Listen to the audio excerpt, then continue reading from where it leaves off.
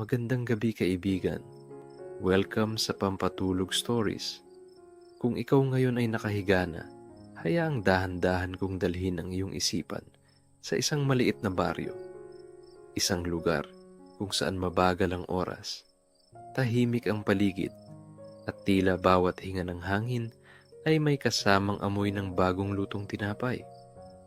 Huwag mo munang isipin ang mga gawain bukas. Ngayon, magpahinga ka muna. I-relax mo ang iyong mga balikat, isara ang iyong mga mata, at hayaang pumasok sa iyong imahinasyon ang kwento ng isang munting panaderya at ang babaeng nagngangalang Ana. Maagang gumigising si Ana. Hindi dahil sa alarm clock, kundi dahil sa banayad na pagdampi ng liwanag mula sa silid niyang may bintanang kahoy. Naririnig niya sa labas ang tilaok ng mga manok, ang bahagyang kaluskos ng mga dahon, at ang tunog ng maliit na kariton na dumadaan. Malamang si Mang Raul iyon, ang magtataho. Pero sa umagang ito, iba ang amoy sa hangin. Malayo pa lang, ramdam niya na ang halimuyak ng tinapay na bagong hurno. Pandesal na may kaunting tamis, amoy na parang niyayakap ka. Ang amoy na iyon ay nanggagaling sa kanto ng kalsada, sa munting panaderya ni Mang Ben. Matagal nang kilala ni Ana si Mang Ben. Matanda na ito, maputi na ang buhok, ngunit palaging nakangiti. Siya ang nagmamay-ari ng panaderya na naging parte na ng baryo. Kahit maliit lang, palaging puno ng tao tuwing umaga. Si Ana ay isang simpleng dalaga, mahilig magluto at mag-bake. Pero hindi pa talaga nakakaranas magtrabaho sa isang totoong panaderya. Madalas lang siyang bumili doon. Isang tasa ng kape, 3 pirasong pandesal, at minsan ay monay kung gusto niya ng mas matamis. Isang araw, kinausap siya ni Mang Ben. Mang Ben, Ana, kung may oras ka, baka gusto mong tumulong dito sa panaderya. Medyo mabigat na rin sa katawan ang pagbubuhat ng harina at pagmamasa. Wala namang pressure, kahit ilang oras lang sa umaga. Napangiti si Ana. Sige po, Mang Ben, para matuto na rin ako. At doon nagsimula ang kanyang bagong umaga, hindi lang bilang suki, kundi bilang katuwang sa paggawa ng tinapay. Kinabukasan, bago pa sumikat ang araw, dumating na si Ana.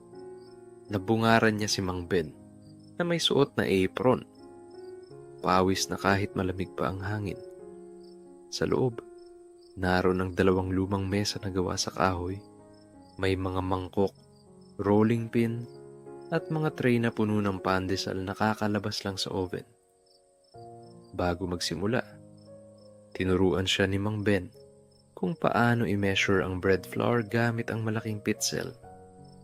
Paano dahan-dahang magdagdag ng tubig, at paano magmasa ng hindi masyadong mabigat sa kamay. Mang Ben, Ana, hindi lang basta pagkain ng tinapay. Dapat may kasamang pagmamahal sa bawat masa. Tumango si Ana at sinimulang gayahin ang kilos ni Mang Ben. Mabagal, pero maingat. Napansin ni Mang Ben na kahit baguhan, magaan ang kamay ni Ana. Habang abala sila, isa-isang dumating ang mga suki. Una si Aling Puring, na kilala sa pagiging tsismosa pero mabait. Aling Puring, aba, may bago ka palang assistant, Mang Ben. Naku, Ana, baka dumami pa suki mo rito dahil sa'yo. Tumawa si Ana. Ay, hindi po. Tulong-tulong lang po kami. Sumunod si Mang Cardo, na palaging bumibili ng pandesal at kape. Pero mahilig magbiro. Mang Cardo, Mang Ben, dagdagan mo ng isa pang pandesal para sa paborito kong kapitbahay, si Ana. Napailing si Ana at natawa, habang si Mang Ben ay umiling na may ngiti. Ganito ang umaga sa munting panaderya. May halakhakan, may kwentuhan, at may amoy ng tinapay na parang kumot na mainit sa damdamin. Bago matapos ang unang araw niya, napansin ni Ana na hindi lang pala basta negosyo ang panaderya. Ito ay lugar kung saan nagkikita ang magkakapit-bahay, nagkwekwentuhan at nagbabahagi ng simpleng ligaya. At sa bawat ngiti ng bumibili, ramdam ni Ana na mahalaga ang kanyang ginagawa. Pagsapit ng 6:00 ng umaga, nagsimula nang dumating ang unang mga suki. Hindi pa gaanong maliwanag ang paligid, ngunit may bahid na ng gintong liwanag sa kalangitan. Ang hangin ay malamig-lamig pa, at ang bawat hakbang ng tao sa kalsada ay tila may kaunting tunog ng tsinelas na sumasabay sa tibok ng umaga. "Ana, handa ka na ba?" tanong ni Mang Ben habang nililipat ang ilang tray ng paandesal mula sa baking rack papunta sa bilao. "Opo, Mang Ben," sagot ni Ana, na agad hinaplos ang apron para tiyakin na maayos ang pagkakatali. May bahagyang kaba sa dibdib niya, pero mas nangingibabaw ang tuwa. Ngayon na ang unang pagkakataon na siya ang tutulong sa pagbenta sa harap ng panaderya. Lumapit ang unang suki, si Aling Rosa, isang matandang lola na palaging nakaduster na may bulaklaking print at daladala ang maliit na bayong. "Mang Ben, pandesal ko ha, yung mainit pa," sabi nito na may ngiting parang araw. "Oo naman, Aling Rosa. Eto na, bagong labas sa pugon," sagot ni Mang Ben. Sabay abot ng 6 na piraso. Si Ana ang naglagay sa supot, maingat at mabagal, para hindi mapisa ang malambot na tinapay. "Salamat ha, Ana. Ang lambing ng kamay mo maglagay ng tinapay," sabi ni Aling Rosa bago umalis. Napangiti si Ana at pakiramdam niya, unti-unti na siyang nabibilang sa maliit na mundong ito. Hindi nagtagal, dumating si Mang Cardo, ang driver ng tricycle na laging may kwentong nakakatawa. "Alam niyo ba, kaninang madaling araw, may pusang akala ko multo. Puting-puti kasi, tapos tumalon bigla sa bubong ng tricycle ko. Halos mahulog ako sa upuan," tawa niya habang kumukuha ng 10 pandesal. Natawa rin si Ana at Mang Ben. Ang panaderya ay tila naging maliit na tagpuan ng kwento at halakhakan.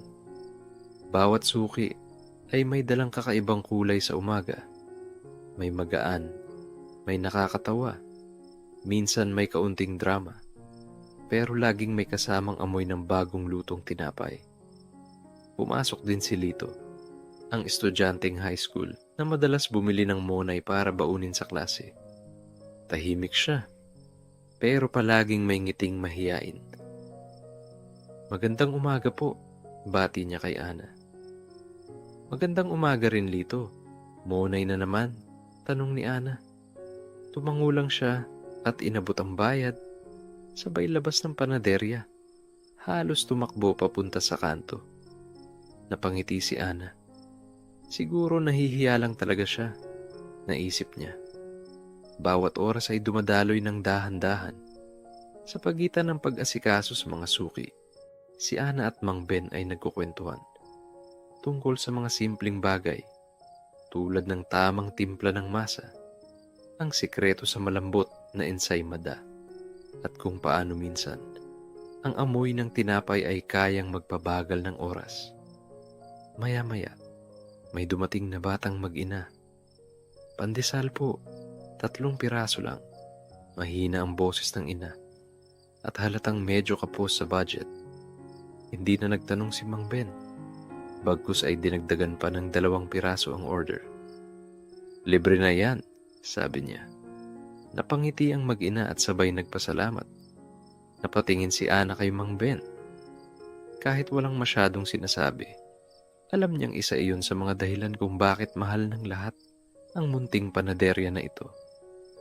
Pagkatapos ng sunod-sunod na suki sa umaga, bahagyang tumahimik ang paligid.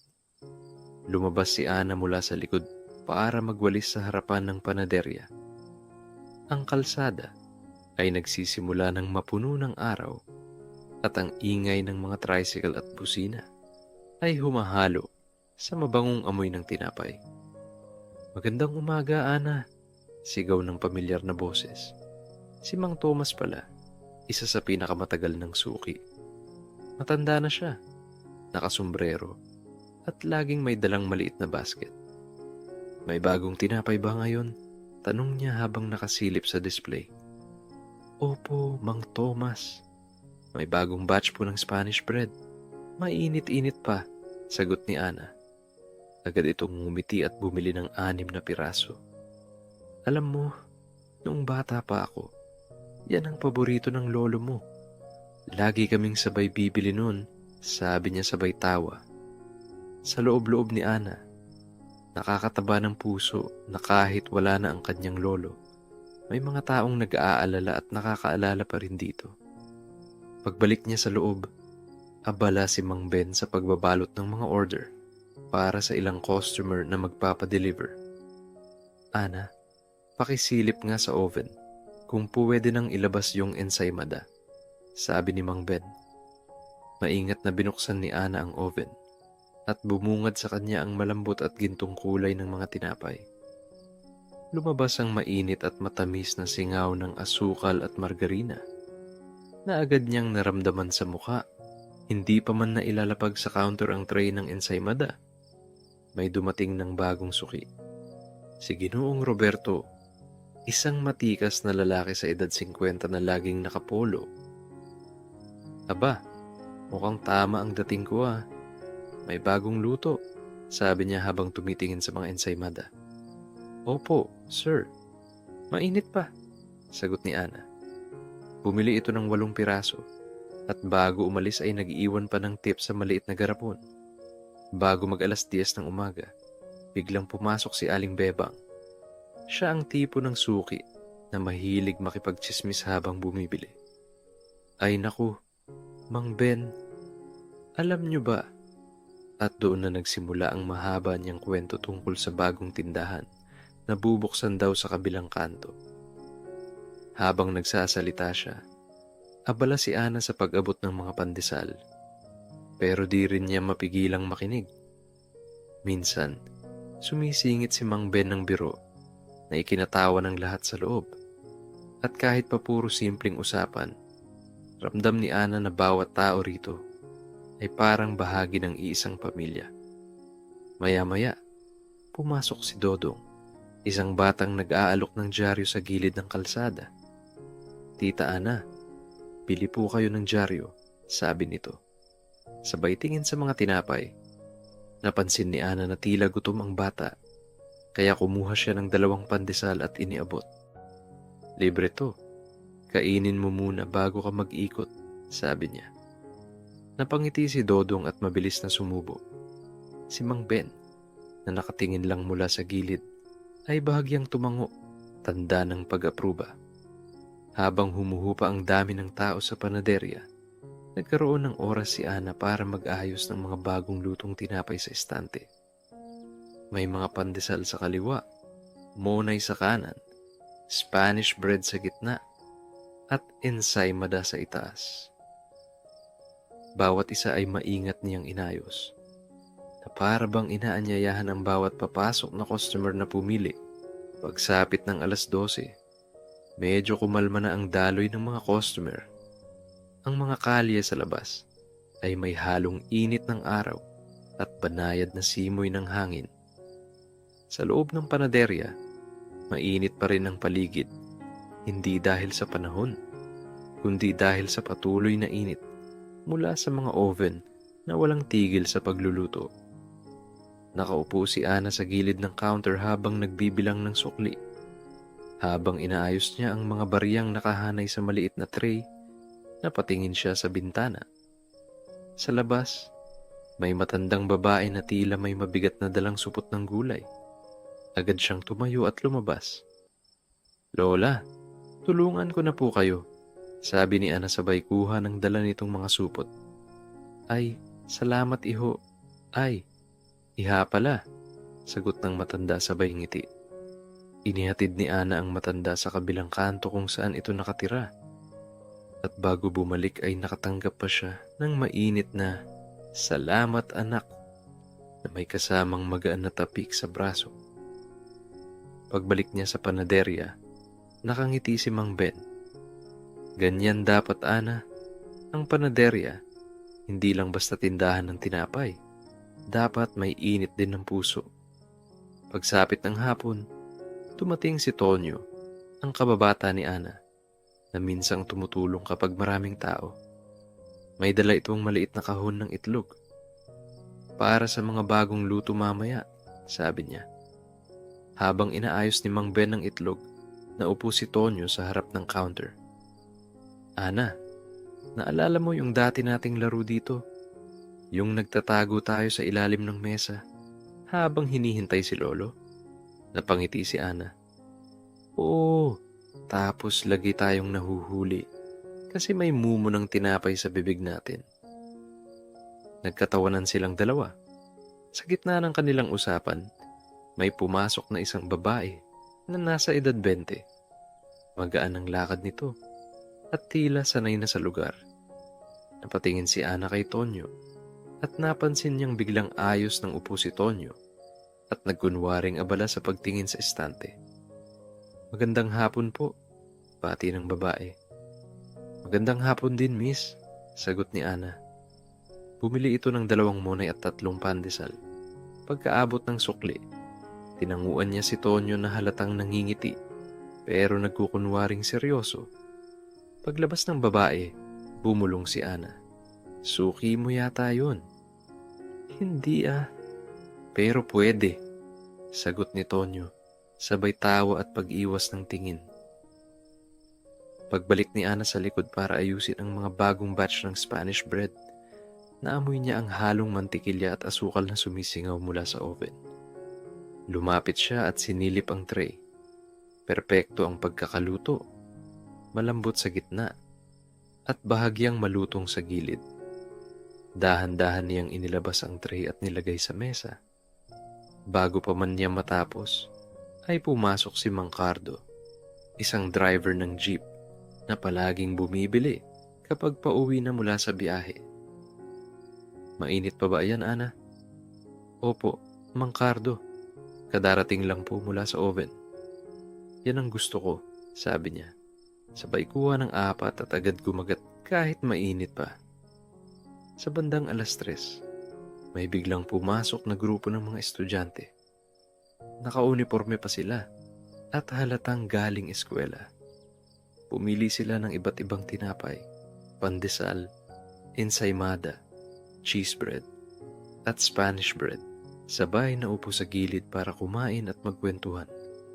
Ang tawanan at kwentuhan nila ay nagdagdag ng buhay sa loob ng panaderya. Si Ana, habang nag-aayos ng iba pang tinapay, ay nakangiti lang. Sa bawat araw na lumilipas, mas nakikita niya na ang panaderya ay hindi lang lugar para bumili ng tinapay.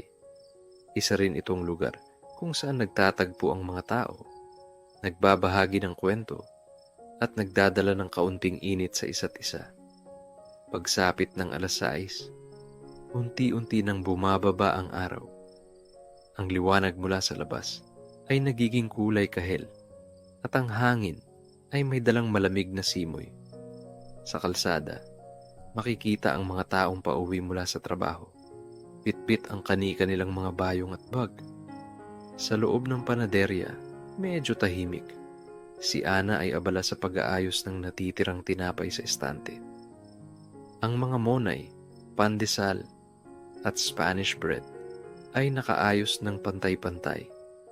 Mula sa kusina, naamoy pa rin ang huling batch ng pandesal na kasalukuyang niluluto ni Mang Ben.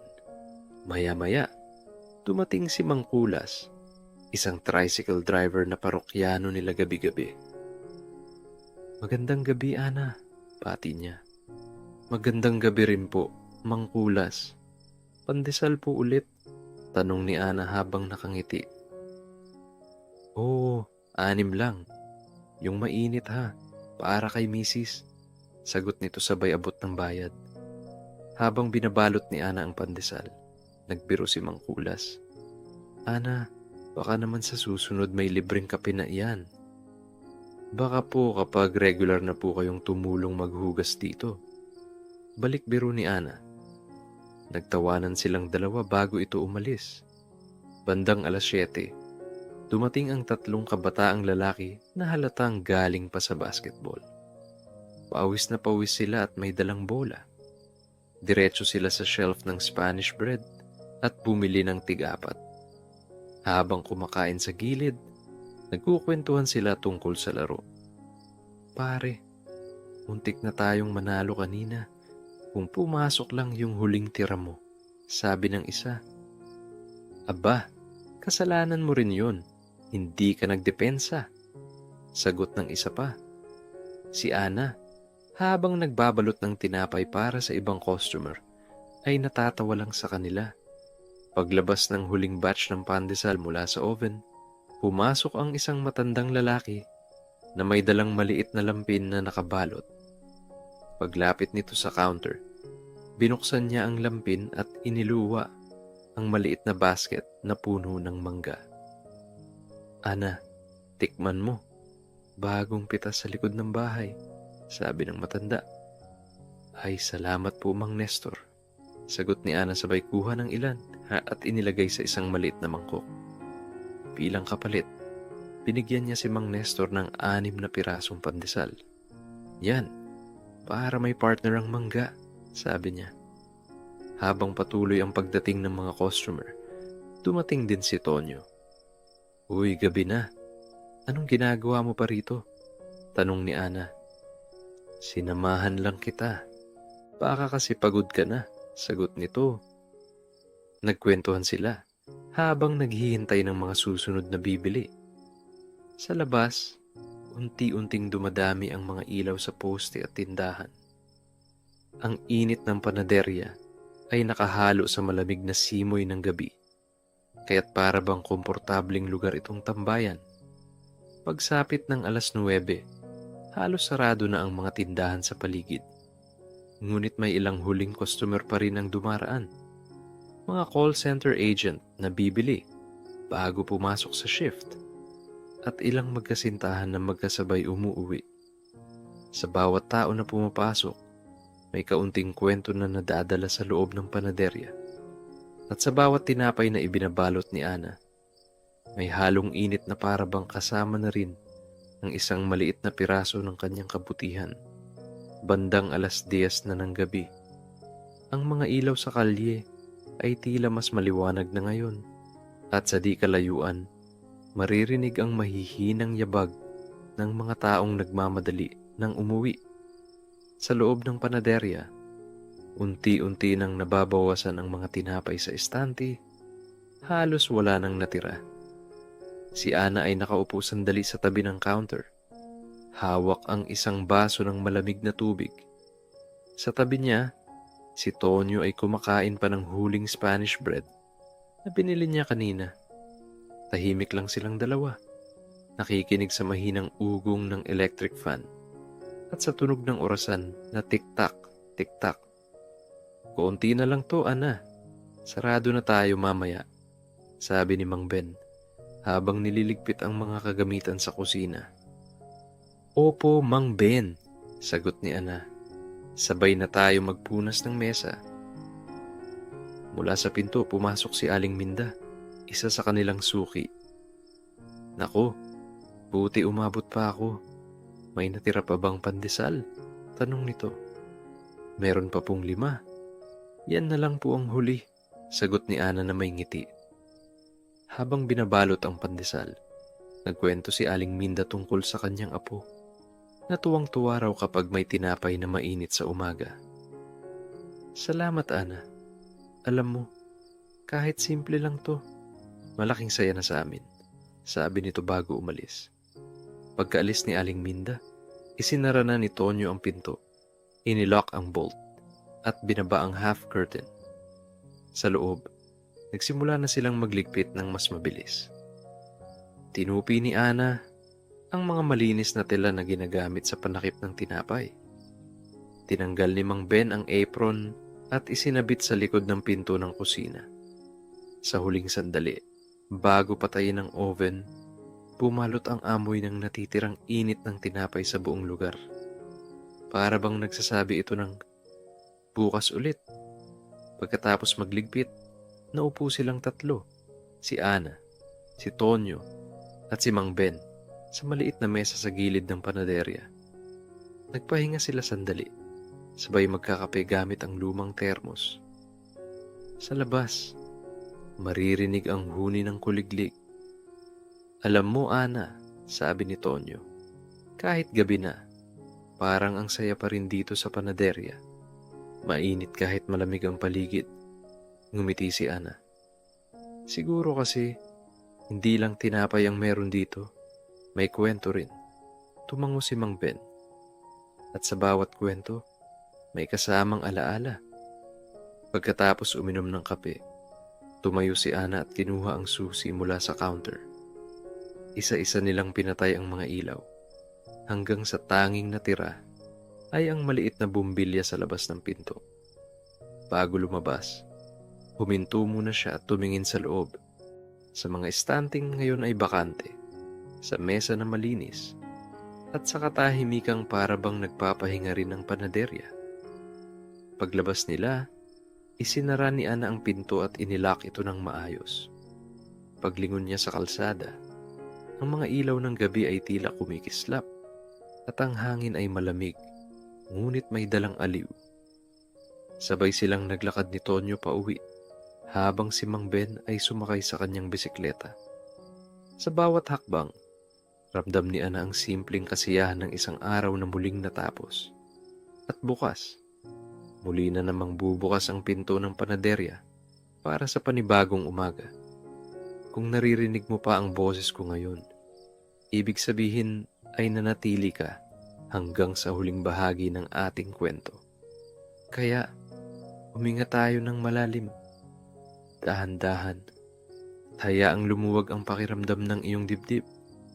Isipin mo na para bang kasama mo sina Ana, Tonyo, at Mang Ben.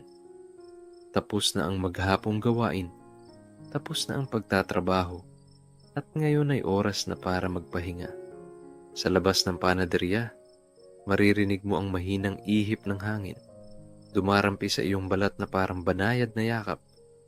Sa di kalayuan, may huni ng kuliglig, at sa paligid ay may mga aninong gumagalaw mula sa liwanag ng poste ng ilaw. Tahimik, simple, at payapa. Wala nang kailangang habulin, wala nang kailangang tapusin. Dahil ngayon ay para lang sa iyo ang bawat sandali. Isipin mo na nakaupo ka sa labas. May hawak na tasa ng mainit na kape o tsokolate. Mabango ang hangin. At sa bawat paghinga mo, nararamdaman mong unti-unting gumagaan ang iyong isipan. Walang problema, walang kaba, walang pagod. Ang tanging nararamdaman mo ay ang katahimikan ng gabi at ang lambing ng simpleng kwento na ngayoy nagiging alaala na lamang. Habang nakapikit ka, maririnig mo pa rin ang mahinang tiktak ng lumang orasan ng panaderya. Bawat segundo ay parang pabulong na nagsasabi, "Pahinga ka na, ligtas ka rito, maayos ang lahat." Ramdam mo ang bigat ng iyong mga talukap na unti-unti nang bumababa at ang iyong katawan ay parang lumulubog sa malambot na kumot ng gabi. Wala kang kailangang isipin bukas dahil gaya ng panaderya, bukas ay panibagong araw na naman. At ngayon, hayaan mo na lang na dalhin ka ng hangin sa pinakamagandang panaginip. Magpahinga ka, kaibigan. Magandang gabi.